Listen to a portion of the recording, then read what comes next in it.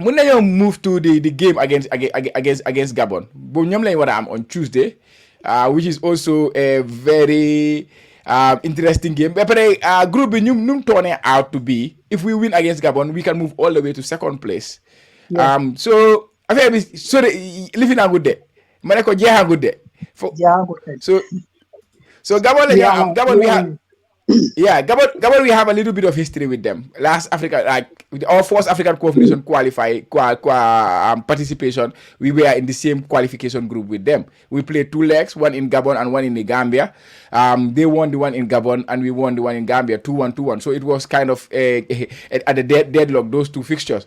So it's never gonna be an easy game going to Gabon to play against them. We experienced that the last time we went there, because there were a lot of stories about what happened when we went there, and of course when they came to Gambia we saw what happened.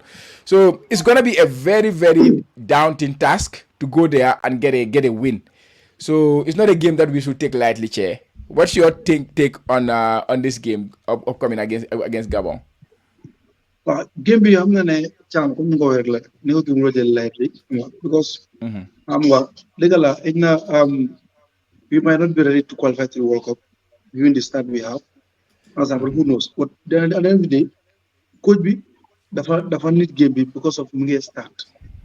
Understand? Comme playing against Seychelles, we nañ comfortable. Léegi nag ñu ko meso ndax moom pare na ak teamam bi against Gabon. Te su ñu lee Gabon Thiam that will be a big booster for the team. Dafa boost the confidence of the players, the confidence of the nation.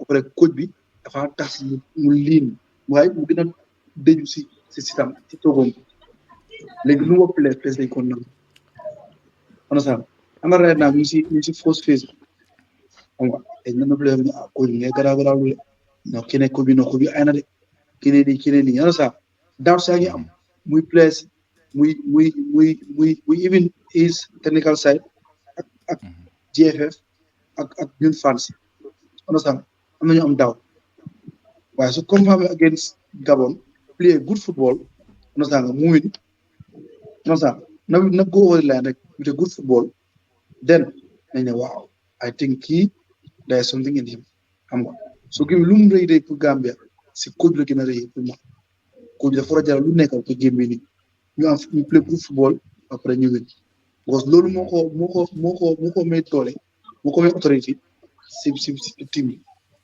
they're going forward. Gambia no say am. It's going to be an interesting game. And also the history. I don't think the history will play much part in game bini. And because game from toll, never for him, for him, amwa. Jarna neka tenso. Let's just keep calm. Amwa. We have a task to do. We have a new coach. Let's put the instruction. And afterwards, now, so them body second leg. Who neka time bohamne. Give it an interesting group. So we'll know what time if it But right now, we just focus on the game. Yeah, we focus on the game definitely. Space. What do you expect from in terms of selection this time? Do you think the coach will go with the same team we start SSS, or do you expect to see some changes? Yeah, he will make some changes. Jamano Abdullah Jano, he will fit to play game bonus. They're likely of course start, which I believe. Yeah. Like I said, we are going to Gabon. It's not going to be an easy task for us, but the family because somebody I'm on history in your guy, come go chair where I the history in account. But sometimes history of the account. So okay, si game being your Gabon, I believe the community game bo munyo muna asiwa hamba the community ko chair where tafno muna tahol wa hamba the muna firwa simbaga. So anything less than 3 points like moy the community swim campaign jena government still man like non mo they believe them way I still have hope that they qualify as World Cup even though you kin space lumo wa hamba kom make sound for it but I still believe the community we can go so Simina Gabon like we level with them with 6 points like Ivory Coast instant get out so ni full player guy akide gets your play so there are still chance that let's hope the community way you make what time boy para community play last game go footballer nowadays then could just come team muna sa nga ñew rek tie team mak sang at least am nga na surprise ko So it can happen. Mun nañu dem biir Gabon door gaay xam nga 2 or 3 xam nga rek wala ñu door gaay what not is possible. So xam nga rek di ñaa boy rek ne comme we need di kam ba barki di xam nga comme buñ ko xam nga rek buñ ko baako rek mo xam nga nañ leen respect gaay dem xam nga rek waaye buñ ragal gaay so nañ dem xam nga rek def ñu war def you collect 3 points ñëpp si waat rek dara football Africa la léegi so mun naa demee ñu nekk. Wow, that they're very surprised. It's like a qualified round group, like round 3 being in. There were a lot of big results, away results. Your Hamantene were unexpected. So yeah, who knows? Che, what will you change in the starting lineup against Gabon? So what you mean? Your question. After we will address that question about the coach, but we will answer that question later. Ibrahim EFA. Yeah, Che, go ahead. Definitely. Man, I'm a coach. I don't believe in you don't change a winning team. Understand? I'm going I'm never going to so winning team. Look at I'm going to go. My winner, I don't like. If you can winning team, you can give you exactly what you want for the next game. Then why changing it? What okay. In this regard, Pullman, we don't need to change anything. Okay. So again, so in the Jawan, so again, I'm going to. For that. They all had great games. They all have had wonderful games. Understand? So Pullman, we played on Saturday. We have to play on Tuesday. He's a new coach with a new team. We played with a starting 11. We end up winning 5-1 within 2-3 days. Why do you have to change it? Understand? Let down also. He was not fit. And he's not 100% fit to play. So Neko takes it. Okay, you play with the same 11. Sometimes they need service. Type. He can be the game changer. Momo Ibrahim Koli. Understand? Accede better with. He's someone who we can rely on coming from the bench. Yeah. So people are not making any change, to be honest. I'll leave it to you like that. Okay, Space, go ahead before my gis naa su change sa mun naa Ibu Adams mu génnee Yusuf Abab. Yeah. Because I don't think Yusuf Abab had a very good game, to be honest, yesterday. Yeah. Ibu Adams. Match bi 8 minutes rek la imam setan. Yeah. So munu dem dip ko mo sama match yep na xamne player nangam play X doxuton ñu génné ko. Waaye comme fu ma pousse mo toll ni man la ko jappé ngeen balam nak bo so na ci dominé match just 8 minutes rek la setan. Yeah, Beverly Space. Yeah, you mentioned. I think the midfield is somewhere we can adjust for the game against Gabon, in my opinion, personally. Because we went with a 4-2-3-1. We did not have a natural holding midfielder in that regard. Even Yusuf Bob is not a natural holding midfielder. He is more of a box to box. And then Alassane Mane, he's more of a deep line playmaker kind of, but he defensive duel and then we are playing against a very good Gabon team. So like you say, we have to respect them, but then we have to go and do our thing. So considering the lack of experience we have at the back and all whatnot, I think the defense need a little bit more protection, in my opinion. So I would rather have somebody who is more of a ball-winning defensive midfielder in that middle rather than those two new play for Nono. So even if it means Musa Baro dafa dem si left bi wala Aliou Fadera, or I don't know, I will go with that 3. Or it's difficult to not start Badamosi after his brace, to be honest. So he has to start. I would say Musa, obviously, Young Huaminti, obviously. Then is it gonna be Aliou Fadera? Aliou Fadera was, like you say, was man of the match. So attacking for me, it will be difficult to drop any one of those players. But in my opinion, I might have to do that in order to protect the back. And then go with that for me, because this is a different game. You are going against a very strong team. Of course, you can go 2-2 against them, but I don't think I would do that personally in this game. But what coach does, I don't know. Just I want more protection in the defense because of the lack of experience there. Can I contribute? Can I contribute again? Wow. I think it makes a lot of sense.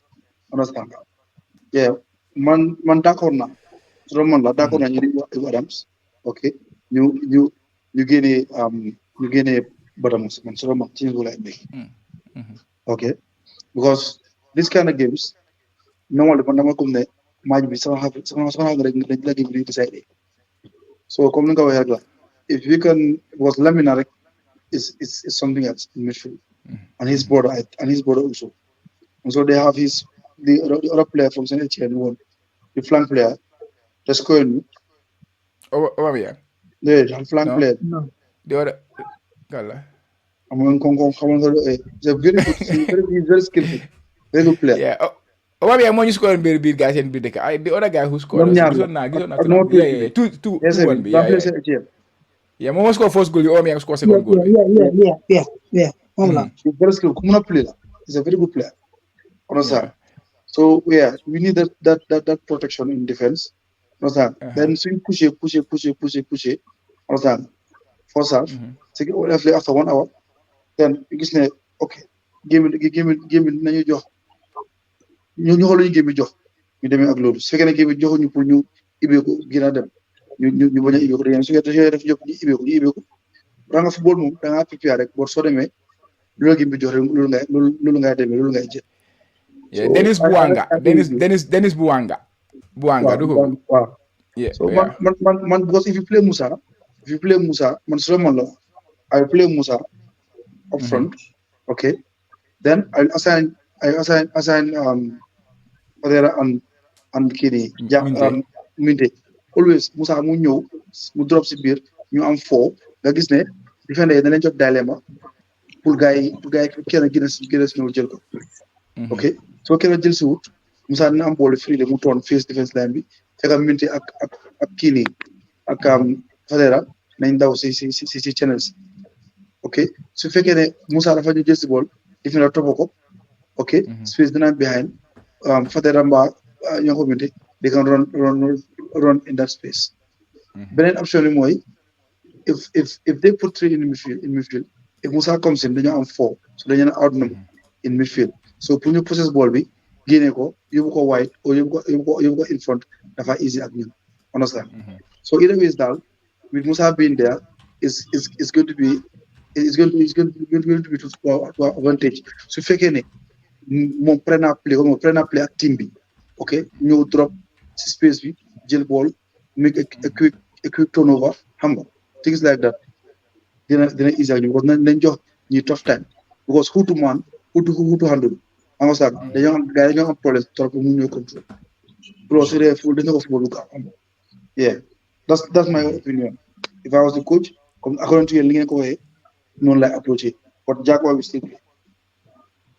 still play. Yeah, maa ngi nii dama doon seet guys seen game bi yes gars yi doon play Gabon play nañ ñoom tamit si qualifiers si si third round bi against Ivory Coast they lost the game 1-0 against Ivory Coast Fofana moo de score goal boobu noonu like players yoo nekk di mention noonu ñoom Lamina xam nga Aubameyang mu fa woon ak Buaga boobu noonu si boppam moo nekkoon di play si seen left wing bi so he's gonna be there again.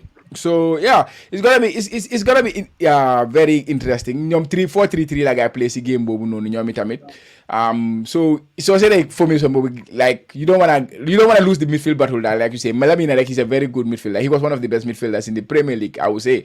At some stage last season he was very good. I think he was even nominated for player of the season for Wolves them.